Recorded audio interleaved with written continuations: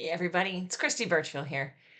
Today we are looking at Ecclesiastes chapter 11, verses 1 through 6. Again, as Solomon is speaking more about wisdom and Proverbs, you get the idea. And he says it in verse 5, just as you cannot understand the wind, so you cannot understand the activity of God. We try so hard to understand what God's doing. We really want to feel like we are accomplished in this purpose and that we're able to do this and do this well.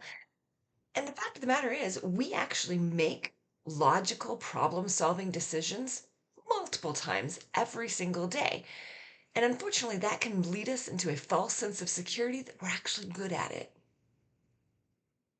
I mean, that would make sense, right? I do it a lot, lots of practice. So therefore, I'm good at making these kinds of decisions. And the problem is no, we're not. We can't possibly fathom or understand everything that God knows. We do not have the capacity to understand everything that God knows. So not only is it that we don't make decisions as well as He does, we it is not we are not capable of understanding the world in the way in which He understands the world.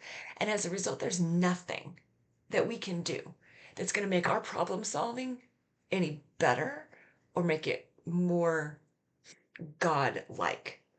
Now, we can allow God to work in us and through us and prompt us to make those decisions, but that's God working in and through us. That is not us working it on our own. If we are working it on our own, we are in big trouble. Because just like we can't possibly predict or see where the wind is moving and how the wind is moving and shaping, we can't understand the activity of God.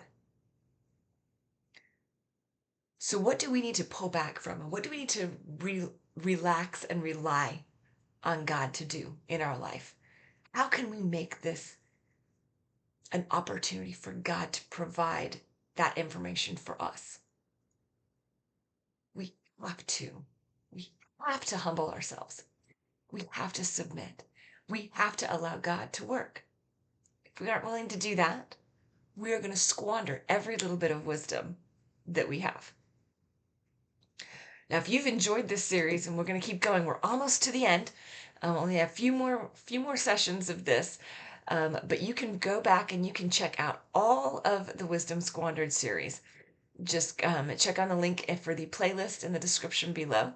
Love to have you subscribe so that we can continue to get to know each other and have some good discussion. What is it that God's showing you?